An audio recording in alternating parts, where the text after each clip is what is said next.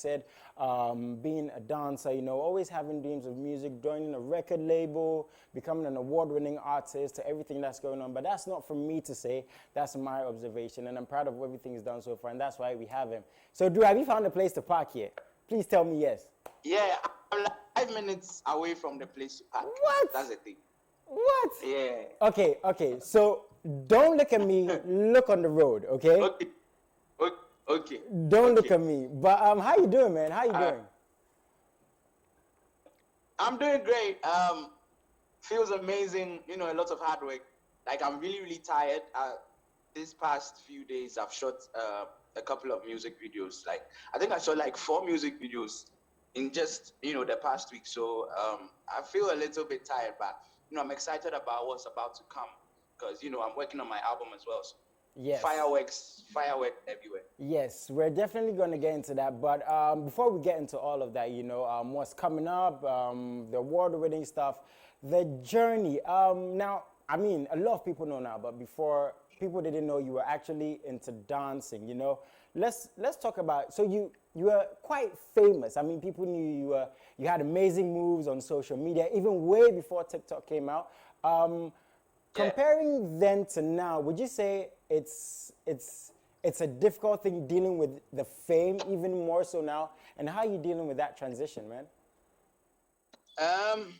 For now, I would say that it's not difficult. I think that is the same as when I was dancing. I think that I've always been in the public eye, and I've always found a way to go about it. So it's for me, I feel it's normal. Yeah. And with the work, I'm already doing the work. I'm already doing the most part of it. Yeah. My team is always working, so I don't feel any pressure from anywhere.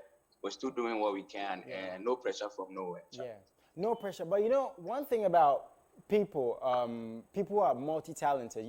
Like Kanye West, he always talks about the fact that people want to box him in. He makes music. He's into the creative arts. I mean, of course, he has his fashion stuff. But even as big as Kanye West is, he's like, people still don't want to give him recognition just because they know him as an artist. People are like, oh, he's doing it just because he's famous. I make music myself. Yeah. I get that from time to time. How was it dealing with that? Like people saying, oh, he dances, so he just wants to make music because he's tasted fame and all of that being at where you are now. And was it difficult to deal with? I think that a few years back, it was a challenge, but now it's not a challenge at all. Because a few years back, people saw it as, okay, this is just a dancer who wants to, try music because he went to a reality show and he almost made it. You understand? But now we've shifted the, the conversation from a dancer trying to do music to a dancer who is also a musician and is doing really, really well. You understand?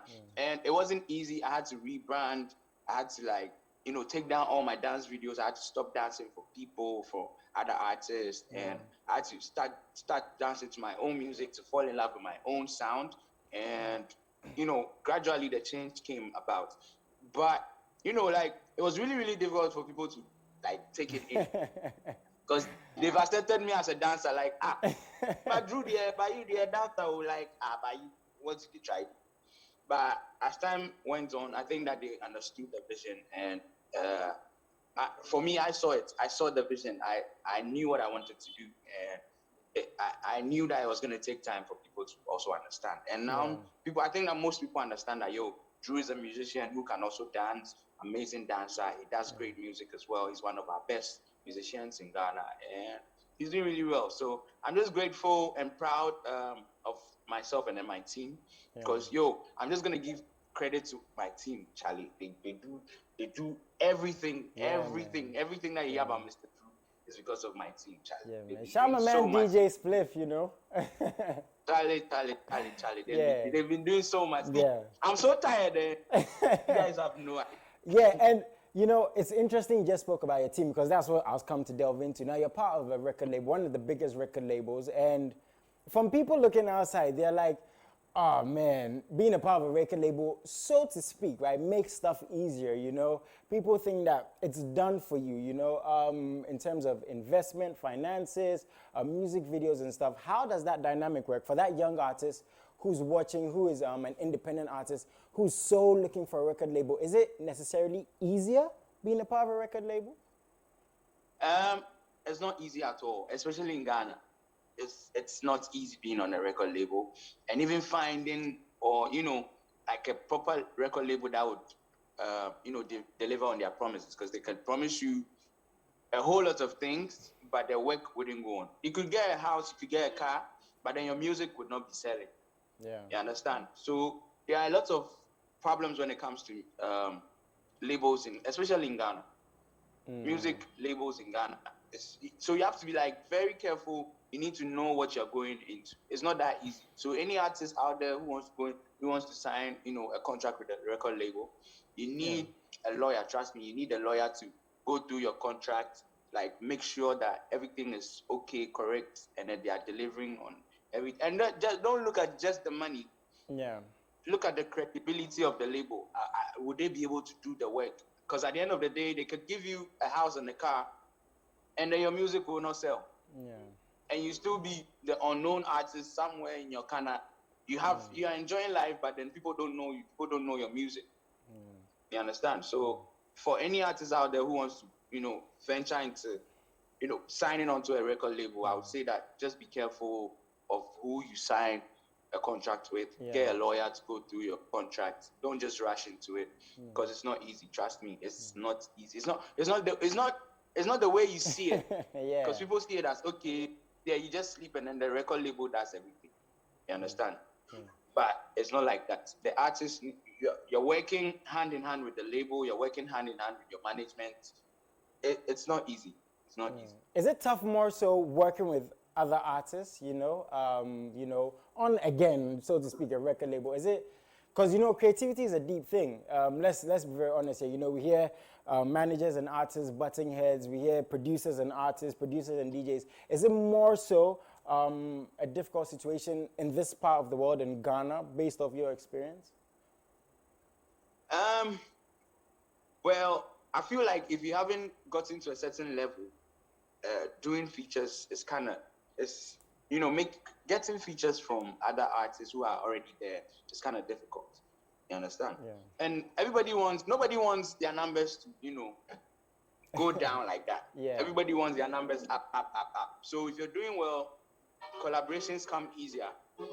But if you're not, you've not invested much into your craft, so your numbers are not up there, at least, even if it's not up there, it should be average.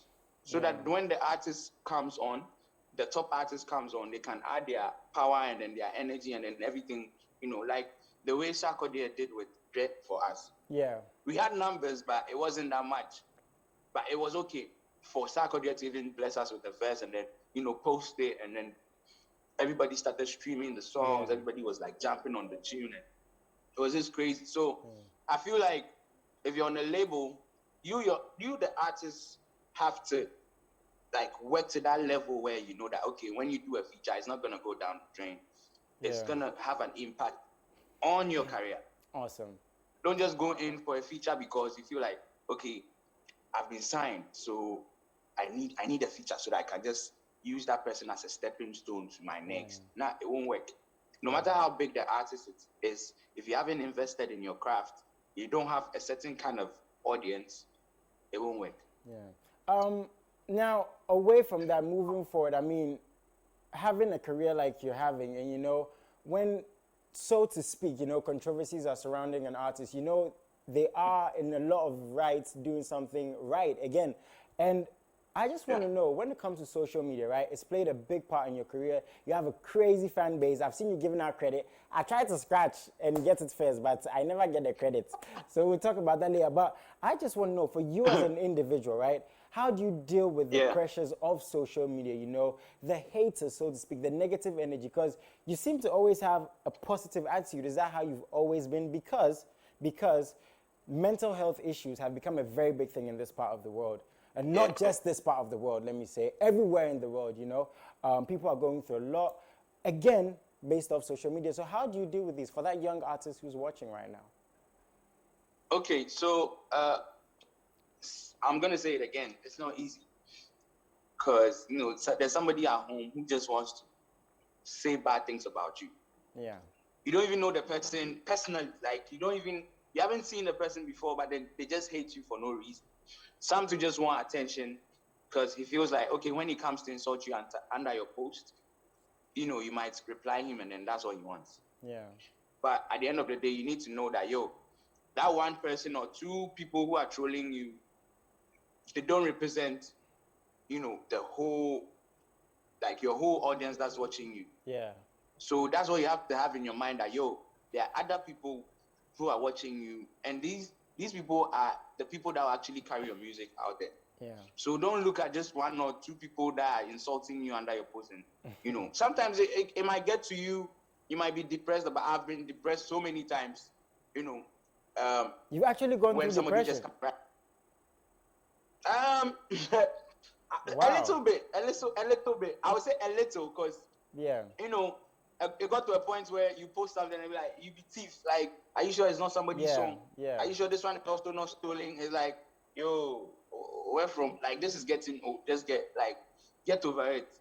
Yeah. You understand? So Yeah. at a point in time, it felt a little bit, depressing to even post, because at the end of the day, somebody will come and write thief or you Yeah. cry what you know. I feel you. You understand? Stuff like that. you. And when somebody goes into the studio to create, you have no idea how much, energy goes into creating music.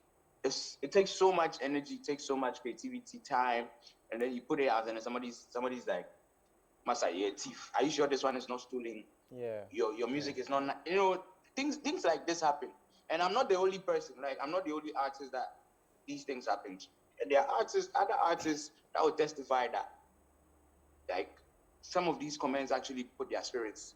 It brings their spirit down, and then sometimes they don't even want to create no more. They are not in the mood to create. Yeah. You understand? So for me, I've developed a very tough skin, whether you insult me or not. And then usually what I do is I just put you on restrict mode. So I restrict you. That's the thing. I restrict you. You would think that if you comment, everybody will see it, but nobody sees it. I'm the only one who sees it. And some of these comments actually, they take the attention from other people that want to say good things about you on your post. Once they come and say, "Are you guys?" Somebody can just come and be like, "Are you guys sure say steal this one?" And then probably people will come comment under his or her post that, "Oh, let's go and check." These kind of things, it draws people's attention to the negative side of the whole, the whole situation. I mean, Exactly. I want So to. the best thing, Yeah. Carry on. the best thing is to restrict the person. Like, restrict the person, so they think that they are commenting and everybody sees it, but nobody sees it, honestly. Yeah. And I can choose whether to let the whole world see it or not. Yeah. I mean, what I was going to say is, I want to commend Plenty you. people, they might restrict. Plenty people, they might restriction this one too. Plenty. On a more serious note, man, I really do want to commend you, because it's not an easy thing to be open as an artist, to move the curtain and talk about stuff like, going through it and how to get through it, apart from just going through it. That's an incredible thing. And I know your fans are really going to appreciate you, how you deal with your stuff, how you carry yourself. And now all of this, from your dancing days, dealing with controversies, it all led to one of the biggest moments. And I say one of the biggest moments because I know and I believe you're going to do even bigger things. VGMA, New Artist of the Year, right? Right? Yes. Now, the thing is, you can only win the award once.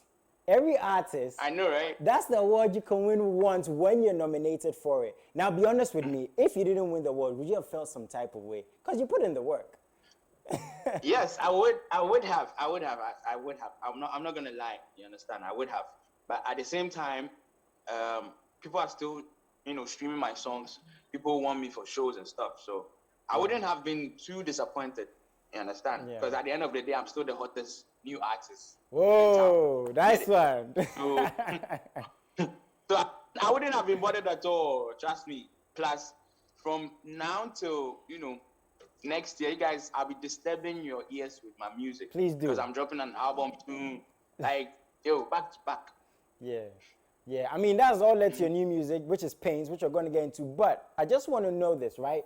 Winning this award and with all you've done so far, again, in such a, so to speak, short span of time, does it put pressure on Mr. Drew's shoulders to deliver for the fans? Because I've asked certain artists, and some were like, they're not going to lie, when they're dropping new music, they're a little nervous, you know, because how are they going to respond? Is it going to be bigger than the previous song? What if it doesn't do as well? How do you deal with that? Is that pressure on your shoulders? No pressure at all. I know that whatever I'm putting out is good music. I don't have any bad songs, and I never want to put out any bad song. Like that. So as far as the song is good, I have no problem at all. Yeah, nice one, and keep delivering the good music. I'm talking about good music. Pains, is this a true story? Who broke your heart, man? Drew. You know the funny thing? It's not a true story, I beg you. So you've never been It's not through a true heartbreak? story. Mr. Drew's never been heartbroken. I've been through a heartbreak before, but the song isn't based on that.